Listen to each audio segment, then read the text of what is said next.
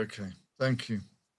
I hope this will be slightly different to our usual meeting. We normally have a talk for about half an hour and then time to get together in groups, but I know Sam would be much keener to have more of a dialogue in this meeting so that we're contributing as the meeting goes along at various points.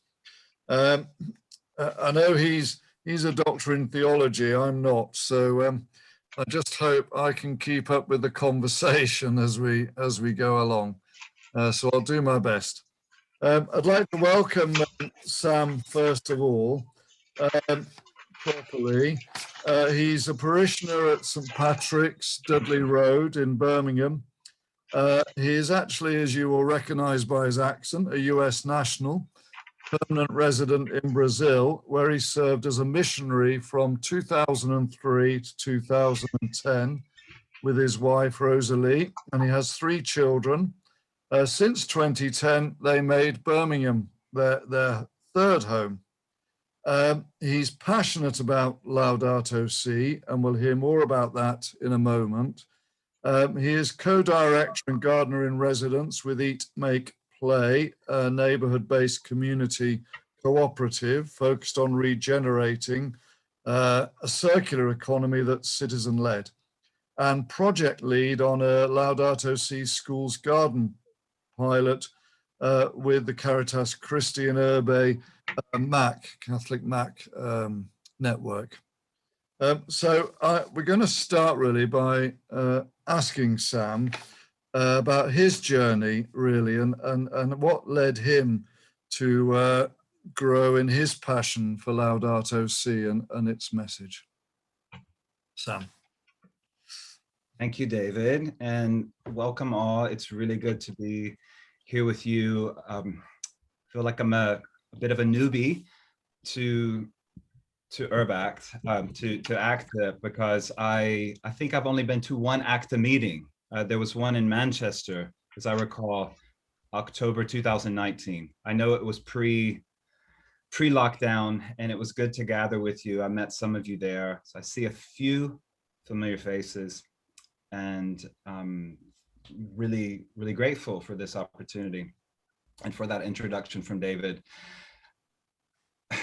My journey and how it links with Laudato Si, I think there's 2 aspects to that. One is the geographical journey that David mentioned, you know, growing up as a US national, meeting my wife Rosalie while studying theology, and then living in Brazil after that, and can come back to that experience. But it was that experience of living in Brazil as missionaries for 7 years that raised a series of questions around Christian presence. What does it mean to be present in the world as God's people?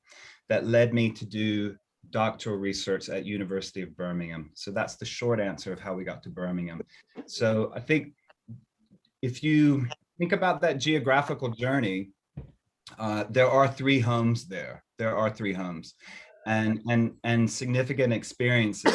And one of the ways that I have found to integrate, or the pattern that I've noticed, is it's actually a quotation from Kierkegaard. He says, "We live life forward and we understand it backwards." I'll say that one more time. We live life forwards, or we live it forward and we understand it backwards.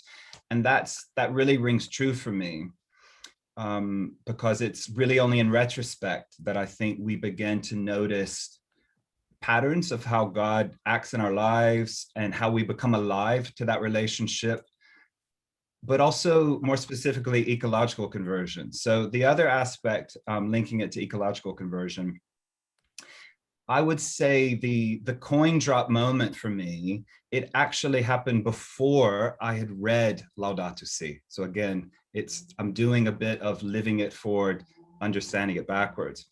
But Helen and Evie have heard me tell this story. Probably Sister Anna has, but I'm going to tell it again. This is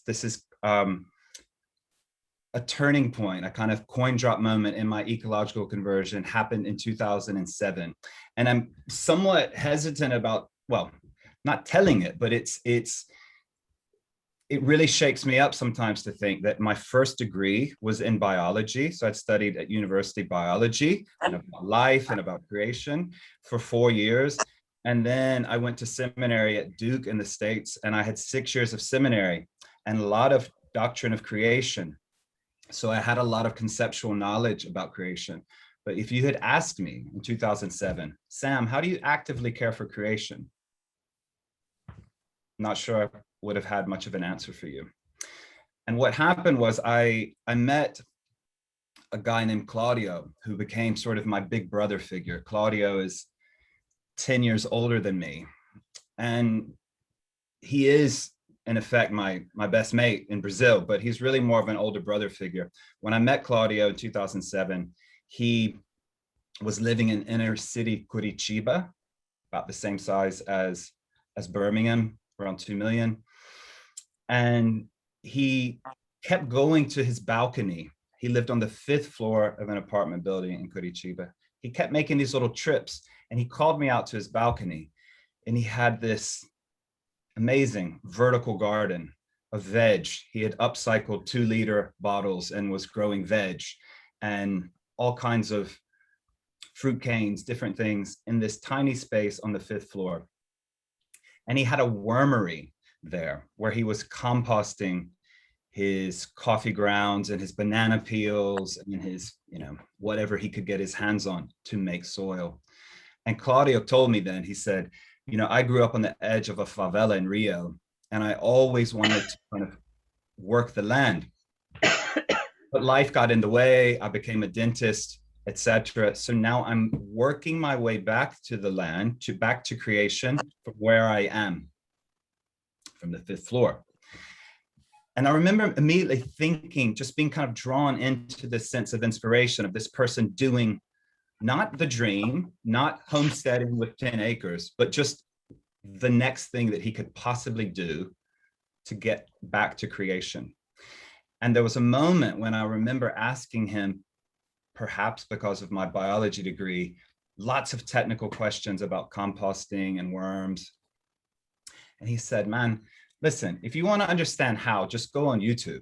There's thousands of videos on YouTube to understand how. The real question is, why would you do it? And he said, composting and taking care of your lixo would have been the word for rubbish. Your lixo is one of the most subversive things you can do in your home. I thought, whoa, I thought we were just talking about a wormery here.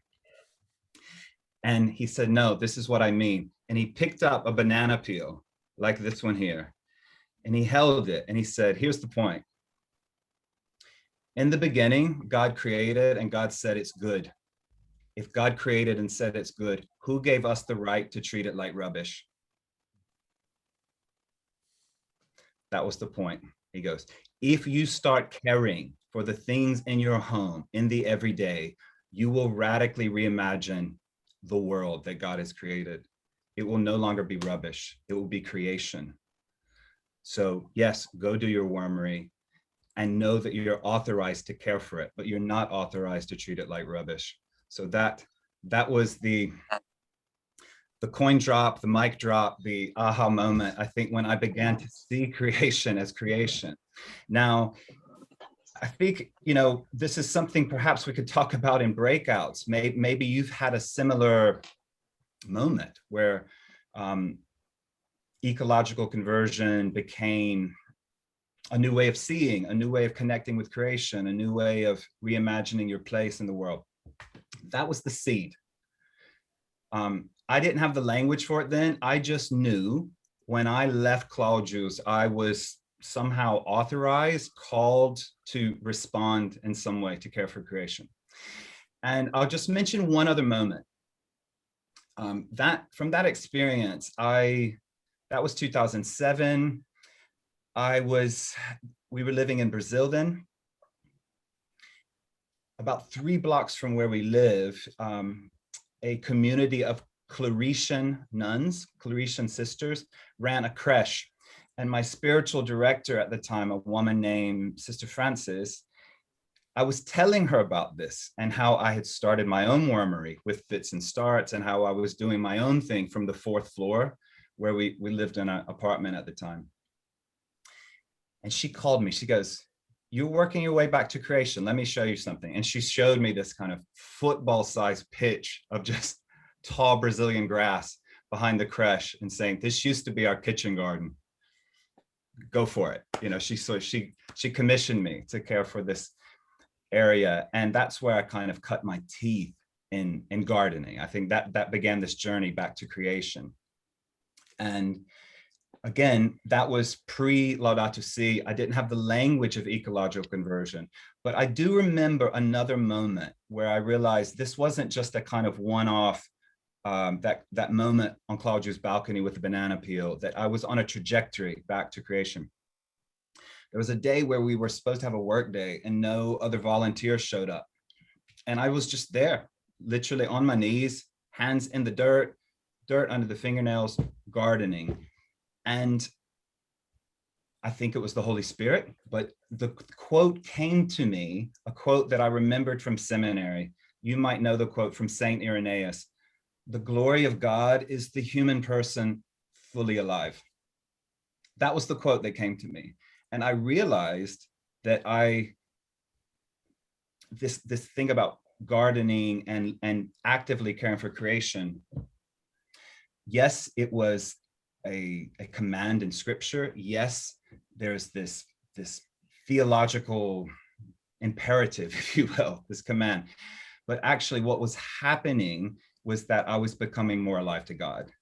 And I think that's the bit that I really want to accent, is that you can come at it as a duty or as a command, but I think really it's about an invitation to a kind of relationship. So all that happened pre-Laudato Si.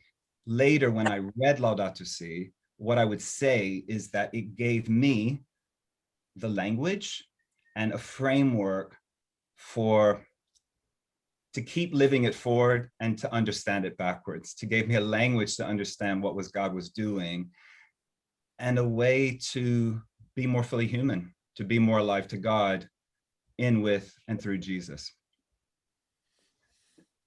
Thank you. Thank you, Sam. You mentioned relationship, and thinking of the origin of the title, the encyclical Laudato Si. St. Francis, in that canticle, speaks of brother, sun, sister, moon, and so on. So I wonder if you could draw out that theme of relationship a little more for us, really, when we're thinking about our relationship with God the Father, with Christ, in whom all things have been made, and with the earth, you know, and how we can think of it in relational terms, I suppose. Yes. Thank you. I mean, I began talking about encounter, you know, this encounter with creation, but I think the way I would answer the question, the more kind of open question around relationship, is really in two ways. I think, and this here I'm riffing on the framework in Laudato Si. There's the chapter 2 is called the Gospel of Creation, and then the chapter after that is called the Human Roots of the Ecological Crisis. So in a sense, it's about, there's two ways that I would respond to this. One is in more direct theological language, and it actually gets back to the scripture that was read at the beginning. There's this relationship, fundamentally, is Laudato Si calls it our vocation to universal communion, you know, to share that this creative tension in our theological tradition between the particularity of Christ, this one, this Messiah, this truly human one, the particularity of Christ, and the universality of how all things hold together in him. So Colossians 1 says, all things hold together in Christ. Ephesians 1:10 says, all things are being gathered up. That's the mystery. So there is a mystery about how all things in creation are bound up with this one. And through our relationship with him, we are turned to creation. That's a part of the conversion. So I think the one way I would say think about relationship, David, is there's this, let's say, incarnational logic that Jesus is the incarnation of the Word in whom all things hold together, the truly human one, fully divine, all of that theological kind of framework. And there's this lovely verse that I love to connect it to in the letter to First John, where he talks about the incarnation so that we might live through him. So it's not just Jesus as something external, totally outside our lives and the way we participate in creation, but it's so that we might live through him. So I think one thing to say is Christ turns us back to all things. It's that comprehensive. And the counterpoint to that, it gets back to, so what gets in the way of that? We have this root, the human roots of the ecological crisis. The chapter that comes directly after this really glorious vision, this gospel of creation, this mystery of how all things hold together in Christ that we somehow participate in through Christ. And here, if I might just introduce something that it's not directly theological language, but to me, it makes the theological point. The person that I wrote my PhD research on, he was a Roman Catholic priest named Ivan Illich, and he talked a lot about conviviality. I'm just going to type that word, conviviality. We have the word in English. It's much stronger in Portuguese and other Latin-based languages. It literally means life together. Illich used the term to mean, the way he defined it was freedom and interdependence. So to relate it back to your question about relationship, David, it's neither independence that we just all happen to be in creation as isolated individuals, working out our own lives, which, my cultural framework has a lot to say. It, conditions people to think of themselves primarily as independent individuals. But it's not that. But neither is it just dependent on some institutional or systemic framework, whether that be the state, the market, or even the church. It's a third way that's about freedom and interdependence. So if we really want to enter in the fullness of relationship with Christ and all things, Illich taught me we need to become deeply aware of how our technological forms, whether those are institutions or actual tools, either enable relationship or disable. And I'll just give an example. During COVID, during the lockdown, we've become aware more than ever of the importance of a robust healthcare system. And we've seen places around the world where that hasn't been in place, where the logic of just being an individual doesn't provide the care we need. So going back to relationship, I say, as someone who's in the UK, as a US national, I always say the NHS is the best broken system I've ever been a part of. And I mean that deeply, that there is a structural component to the institution, the NHS, that enables us human activity of caring. And I think what Illich would say is, that's true. Our institutions can and should enable care, activity, but they can also disable care. And I think the point, if just to take maybe a non-controversial example about this, well, I hope it's not that controversial, but just transportation. Humans have always moved. We've always transported ourselves. We've had a relationship with place, but we've always mobility, whether it's from one village to another, we've always moved. But over time, and in the 20th century, the dominant form of transportation became the car. That's a technological thing that allegedly or supposedly was meant to enable mobility. And yet, to take the car as an example, yes, it does enable mobility. I'm grateful that I have access to one, but I also live in inner city Birmingham, where I know what it's like to be totally disabled by the car. Do you see what I'm getting at? So the form, we humans have this capacity to create technology, structures, whether it's a technological form like a car or an institution like a hospital. And part of the discernment that's required of us is to recognize, to what point is that form enabling activity, such as care? And when does it override and become counterproductive? So just to wrap up this bit about relationship, we have this really expansive, glorious vision of being in relationship with all things through Christ. And yet Laudato Si also helps us name a kind of slippage in our vocation, or a distortion of that vocation, in which we've tried to dominate and control creation, and that can distort our relationship with creation. So where I would just end this thought, David, and then maybe we can either have a breakout or a conversation about that.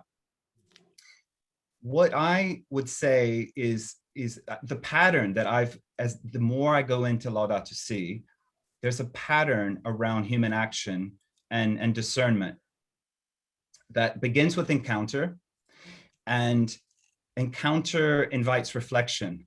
One of my teachers liked to say, we don't learn from experience, we learn from reflection on experience. And so reflection on those encounters, whether that's the encounter with the banana peel or anything, is open to reflection that leads us back into creation. And that itself, perhaps what we really want is, here are 10 ways to do Laudato Si. Here are 10 things to pull off the shelf. And I have some ideas about that, and we can talk about them. But I think more fundamentally, the invitation to relationship is, through our encounters and reflection, how do we become more responsible? Responsible in the sense of going back to the garden, the ability to respond to God's invitation to relationship. Thank you, Sam. I think what you're pointing us to is that I've got it right, is that first step really of conversion, of reflecting on our experience of creation from a Christian point of view, and reflecting more and entering on that journey of conversion. I don't know if I've got that right. And we need to sort of reflect on our use of technology and so on, whatever that might be, and how we do that to give life rather than to separate us or leave us become more selfish, if I can put it that way. Is that fair? I would agree with all that. And the other thing that I would add around responsibility, if you drop human responsibility inside what Laudato Si calls the technocratic paradigm, then there's already a distortion. I think we know there's nothing more urgent right now than to care for creation and to mitigate climate action. And I'm not in any way wanting to dampen that urgency. The way I have accessed Laudato Si and accessed more deeply our tradition is to say, if you simply say humans are responsible and you're already inside a technocratic paradigm, then it creates a kind of Promethean sense. We must control it. We must, and to go back to the relationship, just as a thought experiment, consider, yes, we know we have more than adequate climate scientists that's showing us that human activity has led to certain a level of carbon in the atmosphere that causes climate change, and we need to mitigate that. I mean, I'm just taking that as is. But the thought experiment, to go back to relationship versus technique, one way, the Promethean idea of what are we supposed to do is, well, let's just create the perfect muffler. If we just had the perfect muffler that could suck all the carbon out of the air, then we could just keep on having all the cars, all the highways, all the levels of consumption we want, because we would take the problem out of the air. I'm just, as a thought experiment, that's just one way it could go. And what I want to say, getting back to relationship, is even if we were able to reverse all the climate action, that we were able to lower carbon emissions, what Laudato Si invites us into is relationship. It's caring for Earth, caring for one another. It's not just a response to a technical problem. It is urgent, but Laudato Si is saying, don't think the hope is in the hubris of technology. It's not anti-technological, but it's saying we need a new way of relating to all creation, not just new technological forms. Okay. Thanks, Sam. I wonder if we should break into groups. I don't know if I'm sorry about this. I'm not quite the expert on Zoom that I thought I was. Janet out there, if you could. It's gone. Oh, right. I wanted to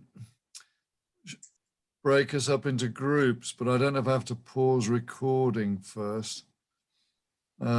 Or whether we could just invite some comments from everyone. That might be easier to start us off, you know, some initial reactions to what Sam has said.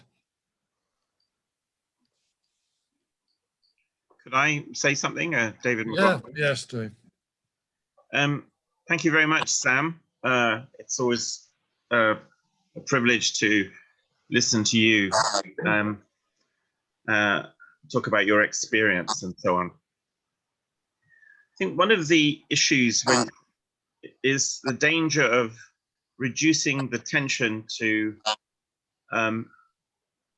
us and technology, where the real issues are precisely what you were saying about relationship. And both because, as you rightly said, there are technological ways we can reduce global warming and so on, but still at the expense of hundreds of thousands of species of animals, plants, and so on that are dying on a scale that the planet has never seen before and has never seen until literally 100 years ago, even less perhaps. So what we're sort of called to, seems to me, by Laudato Si and by the scriptures, but just by, in a way, reasonableness, is a seriously responsive care of all life, Yes, of all forms of life. And we have come out of a corrupted tradition of 200 plus years of being focused on humanity as the summit and center of creation, with the right to do more or less what we liked with creation, because that's who we were. We were the summit of God's creation, and progress was the technological scientific model that underpinned all of this: more, better, faster, and so on. And we know that model is a disaster. Any reasonable person who thinks about it for any time knows that's disastrous. But actually converting, to go through metanoia, change, turning our minds and hearts around from always hoping for more good things, even for more people, and so on, to a caring mutuality with ourselves, with the poorest of the planet, and then with the most vulnerable species and so on, is a huge conversion of mind and heart. And until very recently, it wasn't at the heart of our spirituality or of our practical Christian lives, with noble exceptions, And the sort of projects you work on model it, you know, with the type of gardening and so on, with the teams in the localities and so on. They model it. But how do you think? I got into it, yeah. How do sorry, getting all sorts of voices now. How do you think we can share the vision of the extent to which we have to be changed in mind and heart? I mean, Francis is pretty good at mapping it all out, and he calls for new politics and new education. But actually, here in Birmingham, it's still not happening. It's happening in some of our schools a little bit. It's happening with groups and individuals, but it's certainly not at the heart of the weekly rhythm of Christian communal life.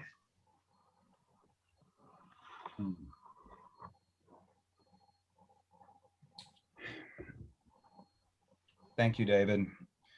That's a really big question. A couple of comments. I mean, I was talking to a new colleague, a new friend named Anu about Laudato Si recently. I think she's from Sri Lanka. But effectively, our conversation kind of got back to, we're so inspired by this document, and we really feel, kind of internalized this sense of vocation to manifest it. I remember saying to her, we've got the manifesto, we need to manifest it. That's the point of having a manifesto, is to manifest it, not just to have this amazing document. And interestingly, this book was just sent to me by a friend recently, called The Care Manifesto, The Politics of Interdependence, which again, it's all about, it's not a Christian document, but it is this call to action around, as you put it, this caring mutuality. And so I think that there's something, this moment is tapping into something that's really quite deep about and basic about being human.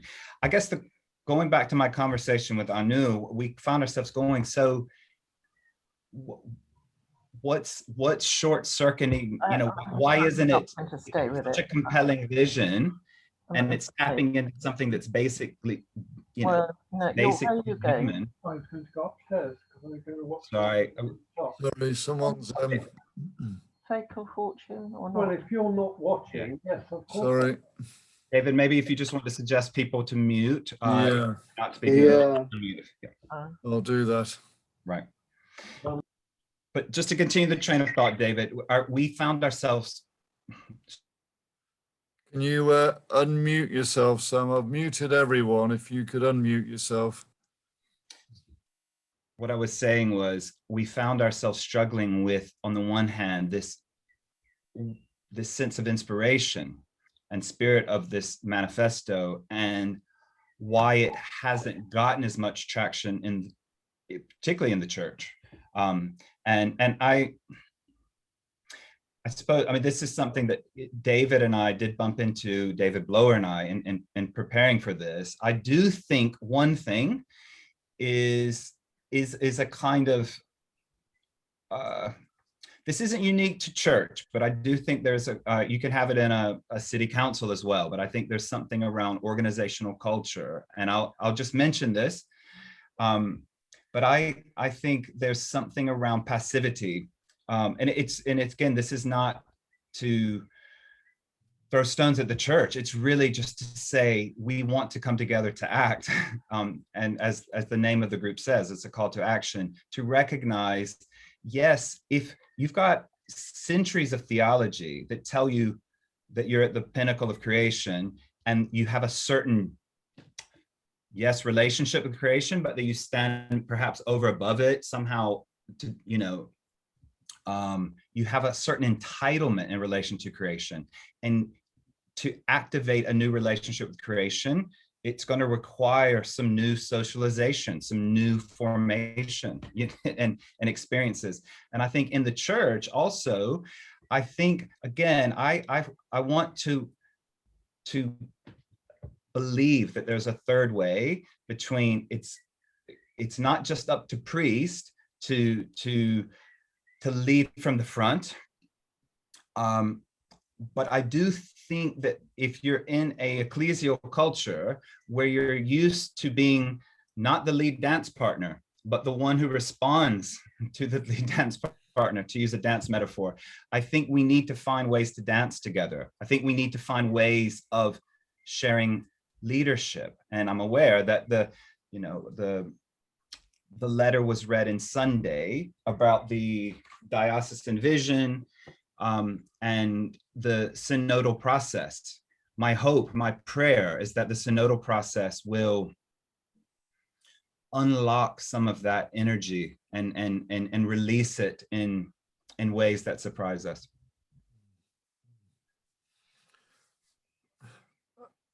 Thanks for that, Sam. I suppose you're saying really that, well, part of it is within any parish or group, really, that people start from below, as it were, and things can build up in that way. Is that right? Or I think so. I at one level, I think we need both below and above. The dicastery for integral human development has launched a 7-year Laudato Si action platform that is a digital platform for sharing experiences. We have this document, and in that sense, it's from above.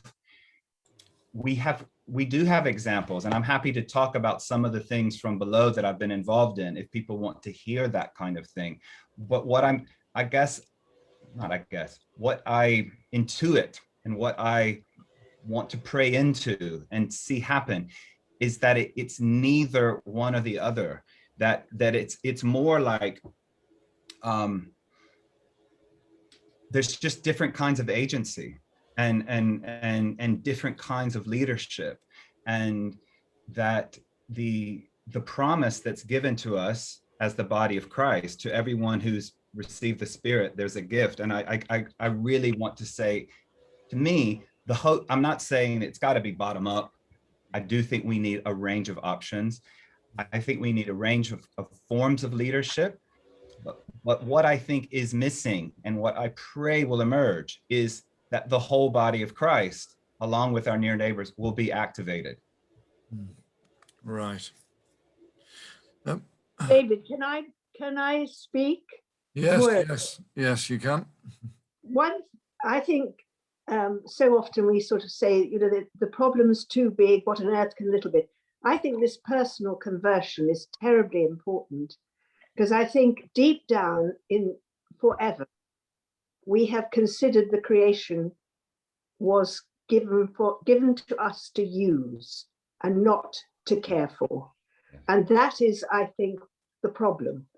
And there's still a large section who believe, and probably subconscious, it's not necessarily as cruel and as selfish, but that's there for us to use. But it was there given to us to care for. And I think we have to change. That's part of the conversion. And also another part of the conversion is accepting our personal responsibility for that. And that's the same thing in the church, accepting our personal responsibility for our vocation and having that acknowledged by the hierarchy. But I think Thank you. I totally agree with all of that. I think there it is. As I again engage with Laudato Si, there is a personalism. It's again, it's an agency but it's a personalism that gets back to that term that I use, conviviality, a kind of interdependence. It isn't, I don't think that the answer is just having a few heroic individuals, although we do want to get all the inspiration we can, but it's not just heroic individuals, and it's not just structural changes. Or that kind of top down, we need to make creation personal. And I think that itself creates a kind of dynamic. If I could just give one example what I mean by that, because this has been a tension, I think, going back before before lockdown, if you might recall Extinction Rebellion, there was a lot of mobilization in 2019. And I remember going down to London with some friends to join that protest. And that was really important. I think showing up, it was important just to be there. In the same ways when Black Lives Matter, it was important to go to Victoria Square just to be there. But I remember on the back end of that, there was a moment where people were organizing in Birmingham, and I was there with another friend who's a designer. He himself is Christian, but he's trained as a designer in kind of design thinking and system thinking. And at the meeting, my friend raised a question that really landed with me. He said, yes, we need protests. That is one way we manifest. But to make this personal and to radically reimagine the world, don't we also need to already be creating experiments where people are living the alternative, where people are just, whether the government changes a policy on carbon tax or not, we are entering in that relationship of care with creation. And again, that might be gardens, that might be co-housing. It's not, again, one pull off the shelf idea, but his point was the energy we need to reimagine this for us, for our children, and for our children's children is going to be a new relationship with creation where we can't rely simply on saying what we're against, but we need to manifest what we're for. And I think that's just something that really landed with me, that living the alternative in whatever conditions you have right now. David, may I make a point? Yes, yes. Looking at the checking over the Liverpool synodal process, I notice on the care of creation element there, it begins with the synod affirms the clear teachings from successive popes and the prophetic voice. My feeling there is got to be actions, not words. So often in the past we've had words but not actions. 211 of that says the synod proposes that the archdiocese and all parishes become live simply communities. And I see this as an ideal pump priming for the implementation of a process, because the difficulty in getting started and getting people to think of this, at the moment they think of it on a world level, whereas I think one has to start at the low base level. And I think something like Live Simply as a community would encourage people to do that. And it also says work towards a renewed understanding of Laudato Si. Also included in that is that every school and parish community develop and implement a 5, 10 and 15-year-old. I think this is what's required. Action is required in the form of proper planning, not a sort of superficial, oh, well, we'll try politically to, it's too spurious. I think what has to be done is something more basic and integral to the plan as a whole. Can I say something? Can I just ask, I know Helen wants to give us an example of a primary school activity. If Helen could go first and then I'll come back to you, Virginia. Thank you. Good evening, everybody. Thank you for having me. I'm from St Chad's Primary School in Newtown, so we are a city centre school. Sam's currently working with us on our vegetable garden.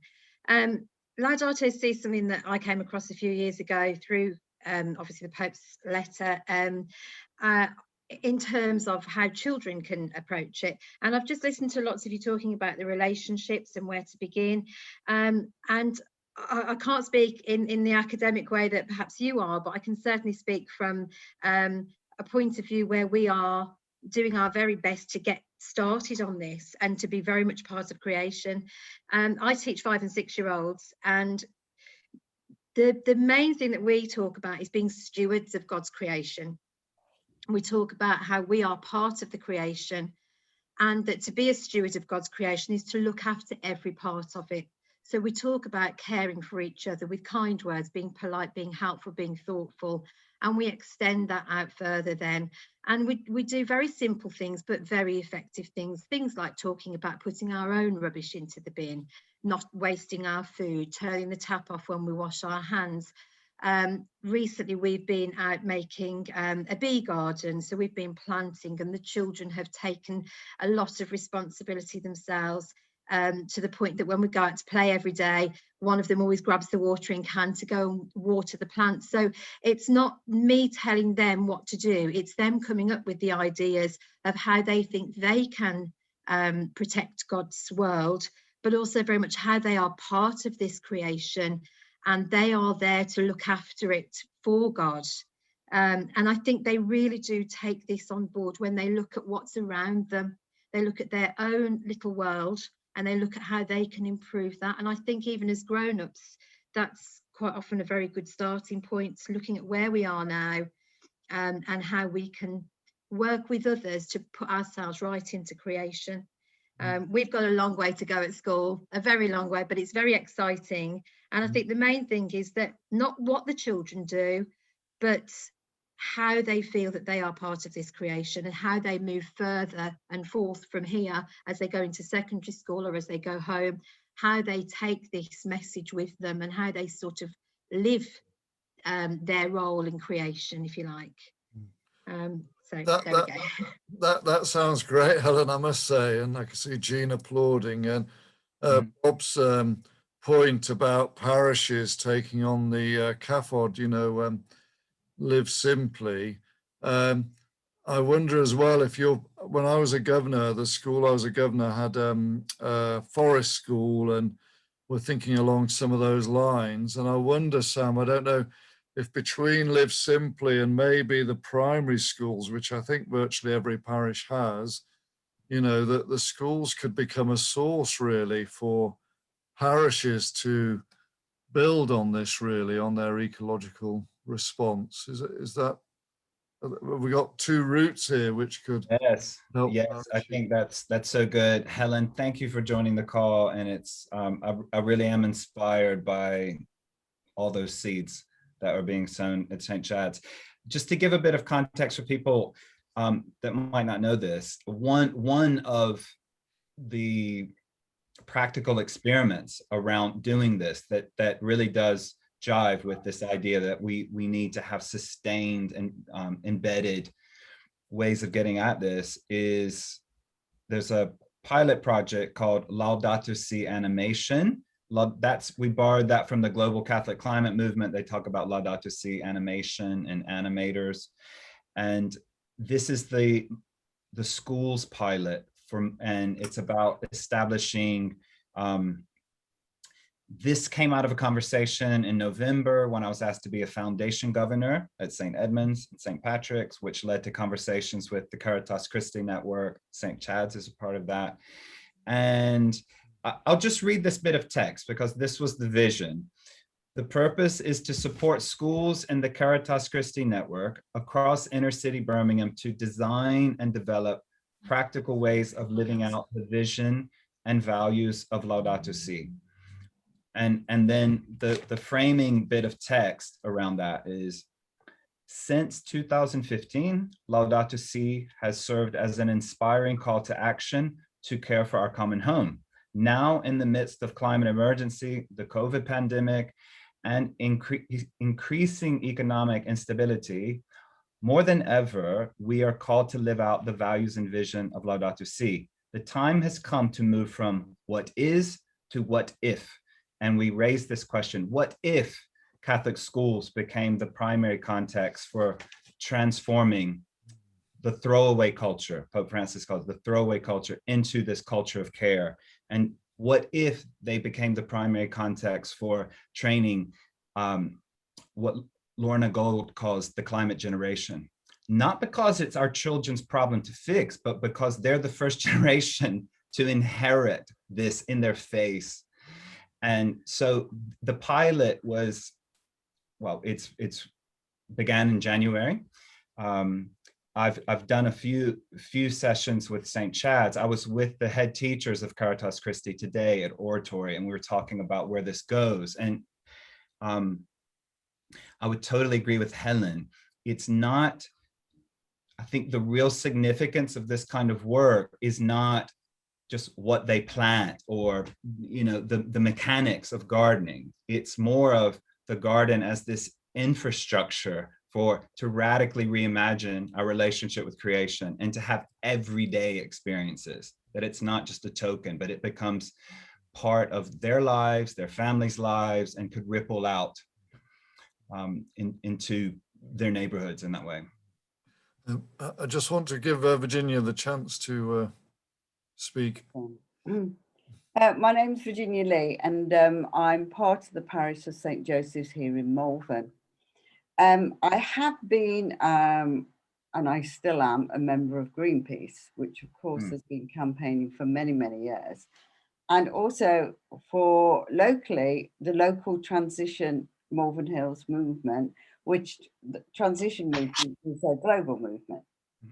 These two have been a real source of information, help and support. I've just, we started a climate group, well, I was asked to start a climate group at St. Joseph's sort of 2 years ago, just before lockdown, and we're still connected. But I was surprised at the gap between the Catholic Church now recognizing this really serious issue we haven't got a lot of time, and the fact that all the facts and figures there, the technology's there, and this connection that's got to be made urgently. We can make changes happen very quickly. I think schools and young children are more aware of the urgency of the issues around climate change than adults are. I think adults are a little bit scared of what it will mean to their everyday life and the changes you have to make. So when we started the climate group, it was, as I said, I got this history for, so 25 years I've been working with Greenpeace, and I've got all this information in my head about what is happening to the world, the planet, what's happening to our cities, our towns, our villages, our local people, and just thinking that why has the two been so separate for so long? But like Sam was talking about, where we've started at St. Joseph's is by starting with what we call a creation garden. And everybody has been volunteering, and it's only been active really more than this year. And it is the conversations you sit and have with people when you're digging, when you're doing compost, why are you doing this? Why are you using water from the water butts when you can get it from the tap? Simple things like that, but that can grow, and that creates the real conversation. But it is the adults. Adults have really got to make big changes. The kids they're fine. They want to see adults take the action. So that's all I can say. Thank you, Virginia. Yeah, that rings true. That rings true for me to hear you say that. I mean, I did a session or a day with year 2 through 5 at St. Edmund's. It was about 2 weeks ago. And I thought, okay, year 2 came and they were super enthusiastic. And then I thought, by the time I get to year 5, they're going to be too cool. And, you know, oh, we don't want to get our hands dirty. But oh no, they were so with it. And we talked about compost, and we did link it to throwaway culture, some of these pretty high level concepts, but we did it with this visceral, embodied and fun encounter in the garden. But I absolutely track with that the kids are there. I just wanted to also mention something that it's a source of inspiration that really sits with Laudato Si. You mentioned, Rob, you mentioned Transition Towns, as I recall, and that was founded by Rob Hopkins. Yeah. Now, I was listening to a podcast. I can share it with David, and he can share it if you're interested. He has a podcast called From What If to What Next. Yeah. And in fact, that phrase, that when I read that document, what if the Catholics, I was borrowing that little tag from him around moving from what if to what next. I recently listened to this podcast with him where he talked about imagination infrastructure. It was really interesting, but again, he had two people on there, one from the States, one from the UK. The one from the UK is the head of funding for National Lottery, their community fund. So she's can leverage a lot of assets to community projects, and she's in this conversation with Rob Hopkins, and they're talking about imagination infrastructure. And the point is, here's where we are, and he got them as an experiment to imagine it's 2030, what does it look like? And he asked that question, but then he asked, and what do we need to get there? You know, the 2030 that you desire, that you wish to see. And it just really hit me how, on the one hand, I just kind of transposed it back into kind of Catholic or Christian ecclesiology. We have this vision. We don't have to create the vision. In one sense, we've been given this incredible gift of, imagining all things being held together in relationship, this invitation to communion. And, there's this invitation to relationship and care and our place in creation. And also a lot of what they were saying on this call, Virginia, was we need places. They talk about the neighborhood as the unit of social change, not the city, that might be too big to unlock, and not the nation, that it's not agile enough, but it's the neighborhood, particular places. And I was thinking, my soul, we've got parishes. If you think about parishes as kind of walking distance neighborhoods, we have a lot of the infrastructure that we need. And I think that it's just I don't know that there's one reason why it's not being unlocked, but it just made me kind of think about, we have a vision, and we have a lot of the people and structures in place. And I think what Laudato Si points to is what a lot of people who wouldn't self-identify as Christians are also looking for.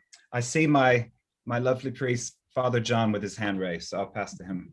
Hey, John, you're muted at the moment, Father. Hello, good evening to everybody. Good evening. Yeah, well, just listening to Sam, it's not something. Sam is not new to me. The one since we met, we have been. Being in touch, and I've always admired his enthusiasm, his passion for this ecological conversion. And in fact, he renewed my old zeal too, because growing up in a farming background, I really know what this means. It is, growing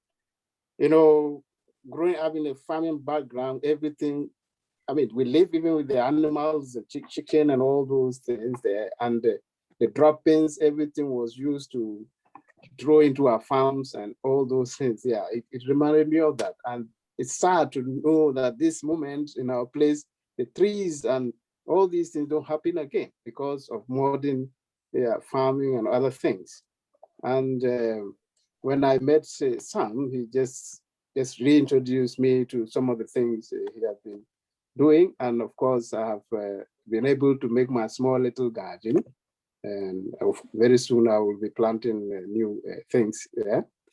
And it's very, very important, because that link, the relationship we have with the earth is very important. And I still remember when our people called this earth, they say Mother Earth, and they had all kind of cultural, rules, guiding towards farming, and, when to farm, harvesting, when to farm, and some trees have fruits, when to harvest it. You don't just go and harvest it when they have not allowed or open the gate for harvesting.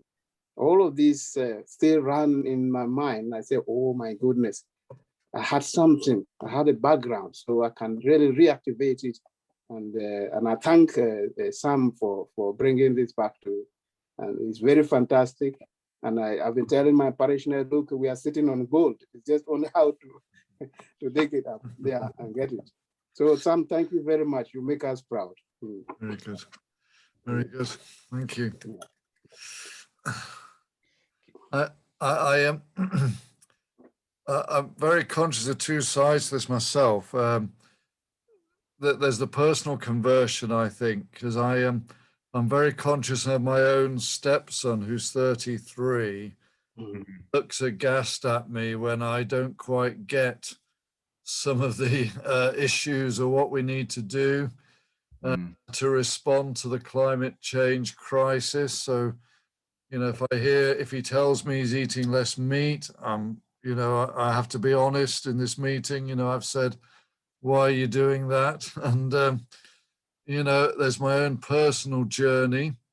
And then I think as going back to Bob and Helen, there's also that group dynamic of schools feeding in and the parishes developing, and there's both those sides need to come together, don't they? And as you said earlier, the children are starting to get it, but it's perhaps adults who you know, there've been a lot of good phrases I need to say tonight. You know, I love the talk about the phrase about culture of care. You know, that's something I can have in my mind and work with. You know, but I just, how do I sustain that, and how do we get other people to start to have that vision, if I can put it that way? Paula, you want to speak? You're on mute, Paula, sorry. Okay, during Lent, I did the walk for water for CAFOD, and as I was walking around, people were asking me what I was doing. And I was telling them about this lovely video we had of a guy called Abdella, who every day would spend 10 hours walking up a mountain for water to put in his containers. And they said to me, well, what are you doing about the environment in your church? We are doing X, Y, and Z.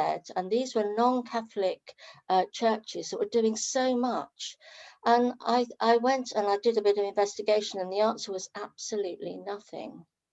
We were doing lots of masses, lots of confessions, lots of adoration, looking in, but we weren't looking out.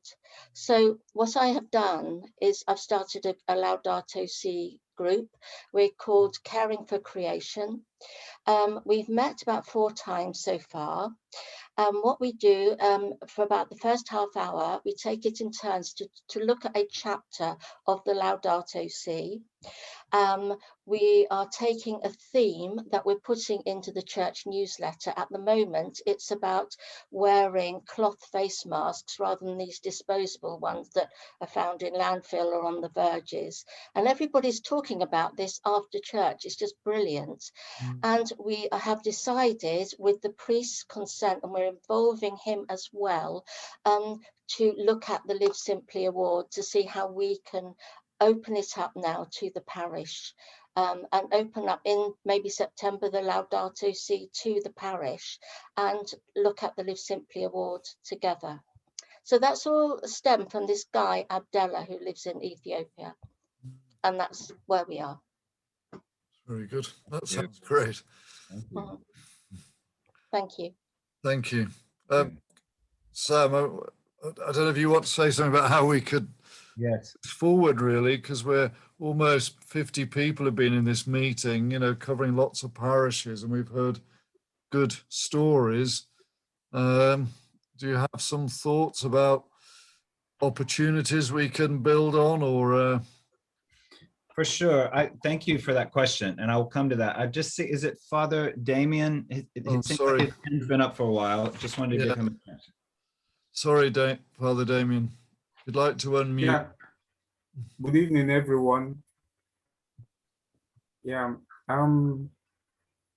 Thank you, Sam, for your presentation, reiterating the theme of Laudato Si. Pope Francis tried to reawaken our mind towards caring for creation, a call to care for creation.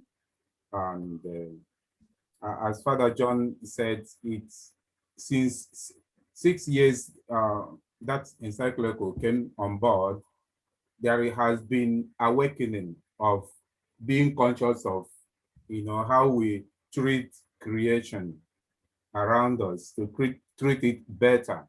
In fact, I saw a write-up. It says, littering says much about you. How you treat a litter. This, it says much about you, and it has been very positive, changing the mind of people. However, I want like you rightly say, Sam, when you were beginning, you made mention God created all things and saw that they are all good. And who are we to think otherwise or behave otherwise? That's it. They are all good. And Psalm 8, when we read Psalm 8 says, among all the creation, human being is, among creation, human being, God made human being a kind of put all things under him. If I will read the way it says, what is man that you should be mindful of him? A mere mortal man, you should take notice of him. Yet you have made him little lower than angels. You have crowned him with glory and honor.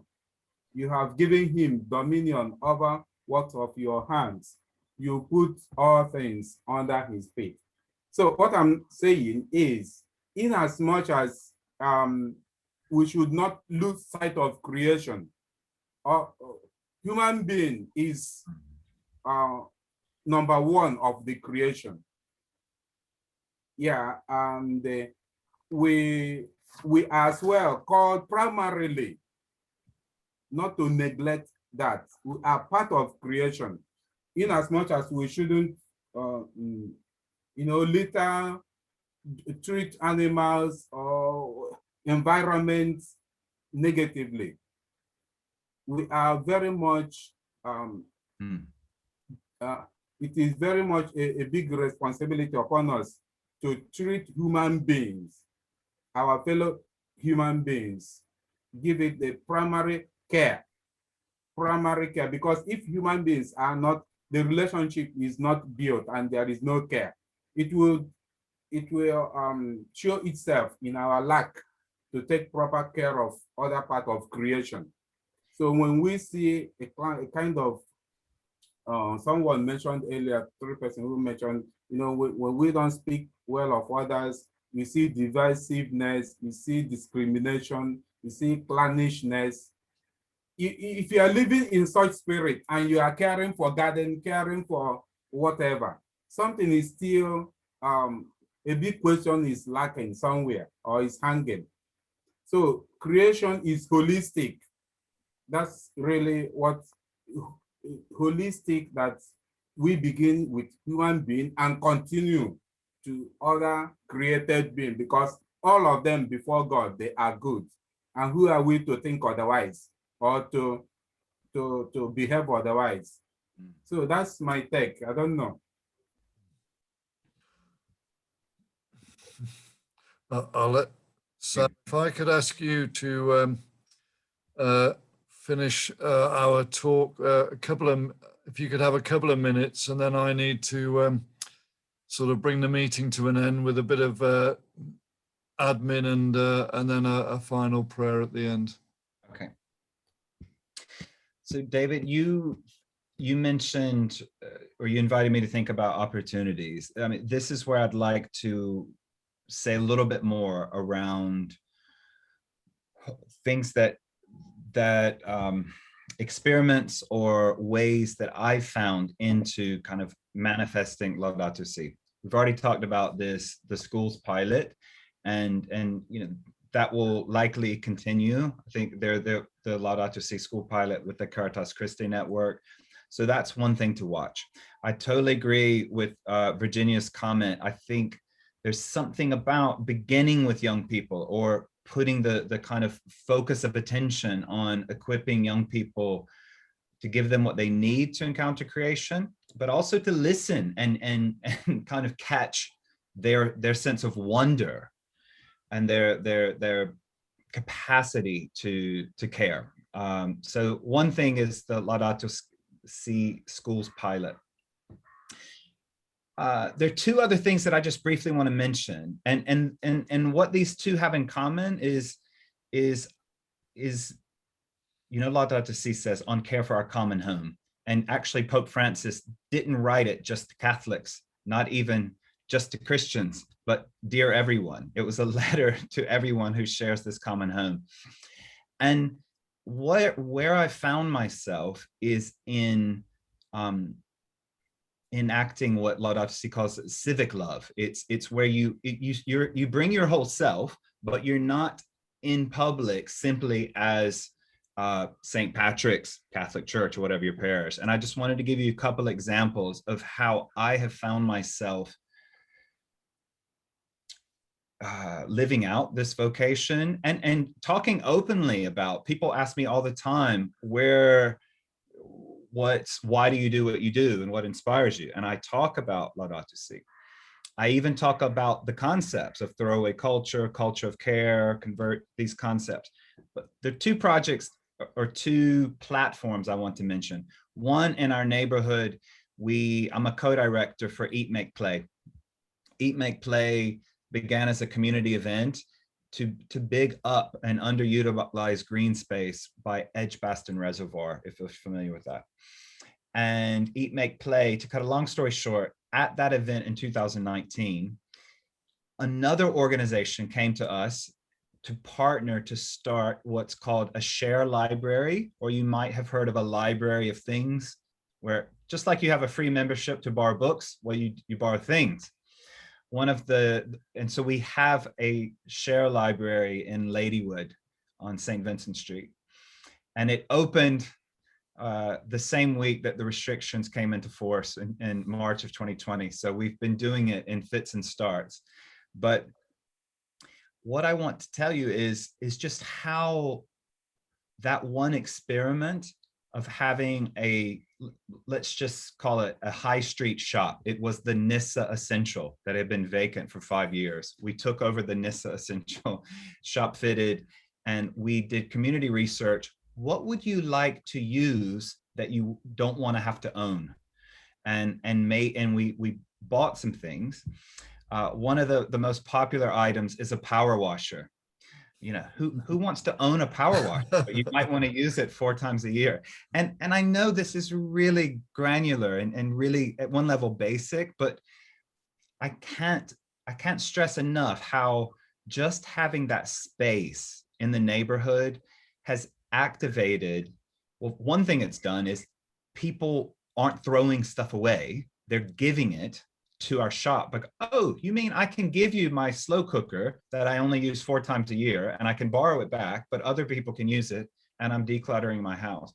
So there's this circular kind of caring, sharing economy that's quite contagious. But we also care for green spaces. We've done a lot of gardening.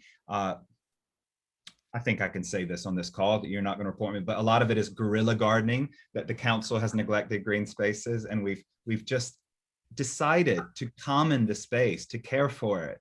And those are just a couple of the things. But what I would say, Eat, Make, Play is about it. Even one of the outcomes of the shop is reducing waste. And in my co-director meetings, I've said, this is really interesting because, and I told them about Laudato Si and about throwaway culture. And I said, we are interrupting that. We're flipping the script on that, one neighborhood at a time. So I'm just giving you, that's an example. And I think any parish church could start a share library if you have the space, or you could partner with another civic group to do it. And I'm just mentioning that because I'll mention this in one more example and then pass it back. But really what's capturing my imagination around the activism is things that activate a radical reimagination. Call it ecological conversion. In the neighborhood, I call it, let's radically reimagine what we're meant to be here. That's probably how I would talk about it. Radical reimagination. That's the big, ambitious invitation.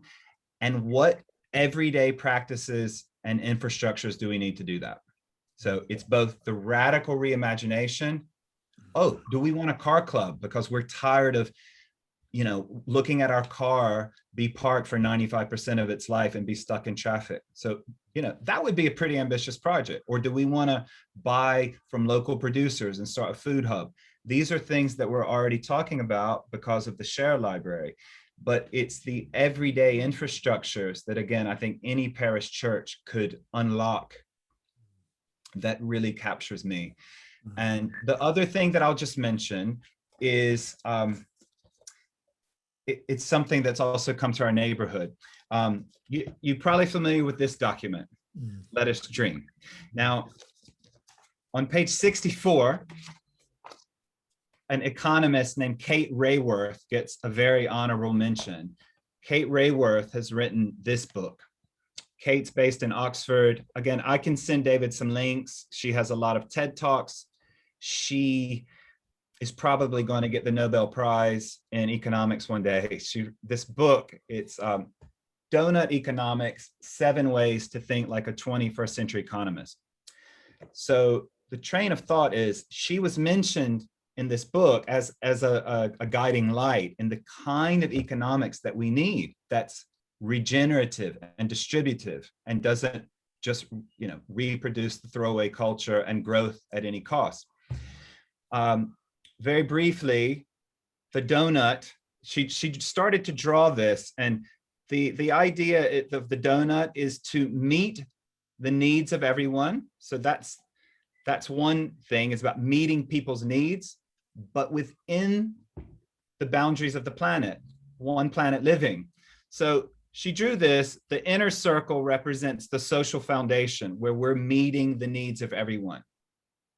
The outer ring represents the ecological ceiling, where we recognize what it means to live within limits. And this framework, she's an economist. She's just trying to find creative ways to say economy at its root is about household management. It's how we manage a household, which also links back to household as the common home that we all share in its biggest sense. The reason I'm mentioning this is that at the same time that the Laudato Si action platform is being launched and saying, we've got this 7-year vision to roll out a lot of things. Donut Economics they also have a platform. I will share the link with David, but another group in our neighborhood called Civic Square wants to implement Donut Economics to downscale it, to scale deep. What would it look like for a neighborhood to make all of its decisions that meet the needs of people within the limits of the planet? So that'll mean we'll have to talk to planners, we'll have to talk to counselors, we'll need all the people of faith and no faith to show up. It's very ambitious. And that's going to be kind of, besides the work with the schools, actually the work with the schools fits with this. They want me to be a part of that work. And I'm just lifting that up because my experience with Laudato Si is, yes, we need to activate the body of Christ that's gathered. We need to reimagine our gatherings, to share the inspiration that we're doing.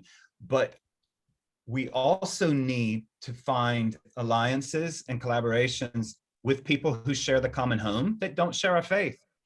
And we need to look for those ways to do it, to show up as our whole selves. And so these are just Eat, Make, Play and the Neighborhood Donut are 2 ways that I feel like that is happening. And I'm grateful for that. So I think that's really what I want to leave. We share a common home with all people. Yes, let us live out our faith. And yes, let us ally with all the other people who share this common home.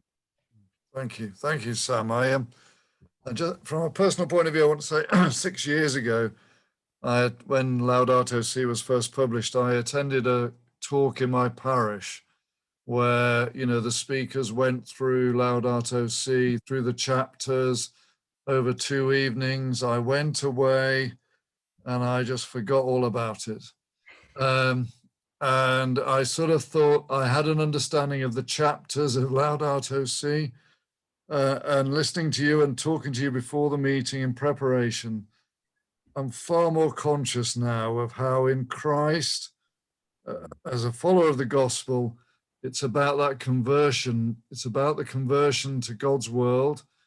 And it's about seeing creation and developing that culture of care and seeing how we can do that individually and together. And I really grabbed it really in a way for the first time.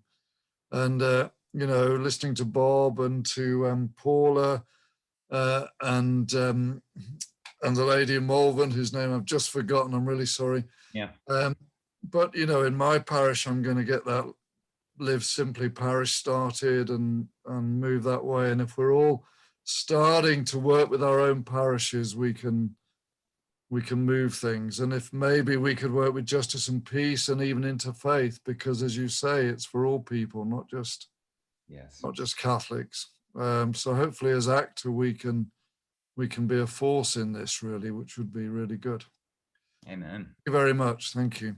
I want to say, I want to add that we, as a steering group, we have agreed to give a gift to Eat, Make, Play, Sam's organization, to thank him for his talk today. I think there's a lot more to say about this, and there's a lot more, you know, to really get this going in our diocese. And so I think we can meet again in the autumn to look at this. I just want to go on to some admin. I know time is very short, so I'll be really quick, but just some ACTA business. There's a couple of really exciting things happening in the autumn. First of all, we've got a series of talks planned for September around the new translation of the lectionary. We're very fortunate. We've got the Bishop of Cardiff, Archbishop of Cardiff, who is the chair of the committee responsible for the liturgy and the translation in this of the lectionary in this country, is going to lead one talk.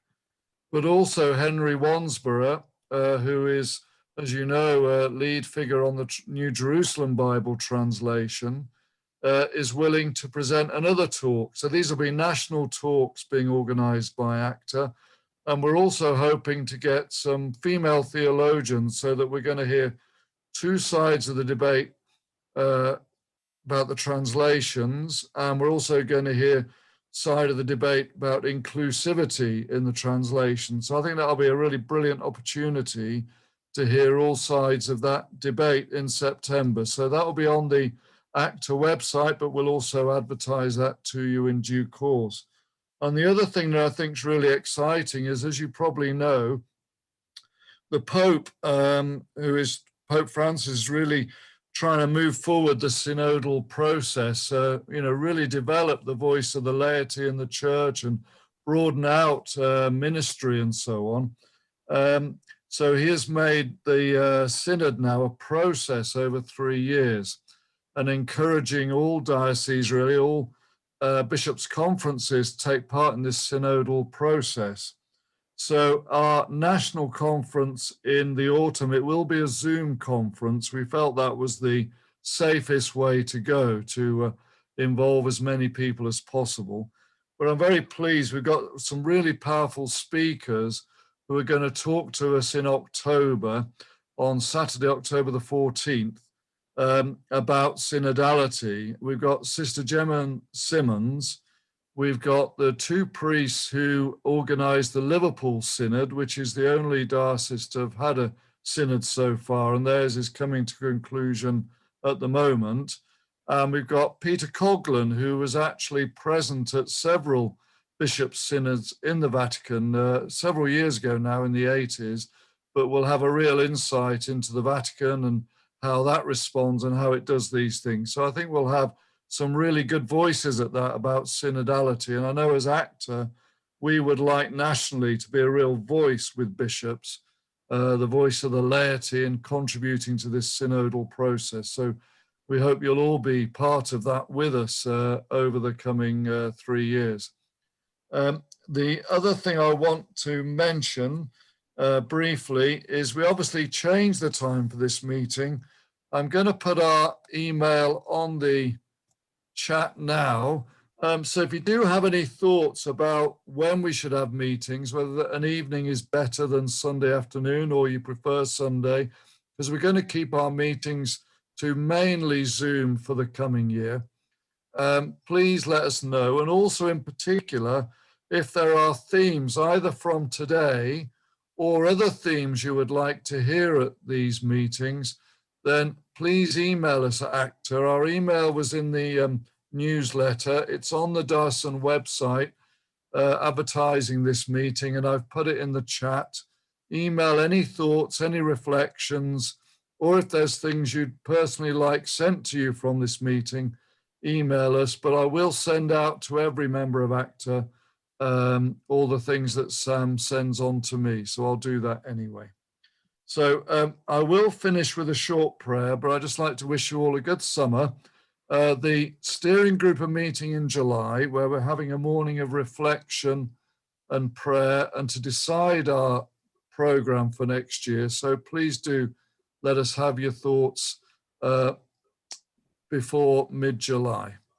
So finally, I wonder whether virtually or we could unmute and give Sam a round of applause, because I think it's been a brilliant evening with Sam this evening.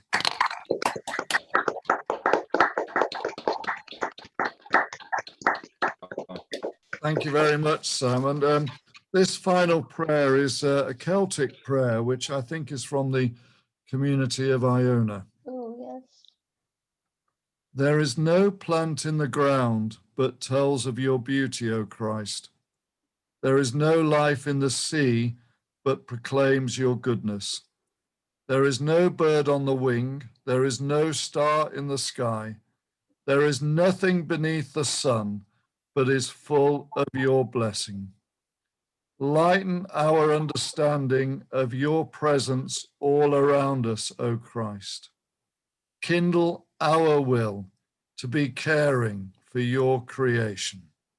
And we ask this through Christ our Lord. Amen. Amen. Thank you, everyone. Thank you very much. Thank you. Good night. Good night. Amen. Thank you. Thank you. Thank you, everyone. Thank you. Thank you. Thank you very much. See you soon. Bye. Thank you. Bye. Oh, I'll press the button. That's great, David. Okay, thank you, Sam. I'll catch up with you later in the week or something. Sure. And yeah. I'll great. Bye, Sam. Thanks. David, well done. Well, I survived. Yeah, great. Okay.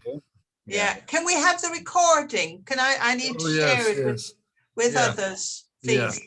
Yeah, I'll have to work out how I get it, but well, it should come to me because it was through Eat Make Play Zoom, and then I can share the link with David along with the other things. Okay, great. Thank you. It's really good. Thank you. Take care. Bye-bye. Bye.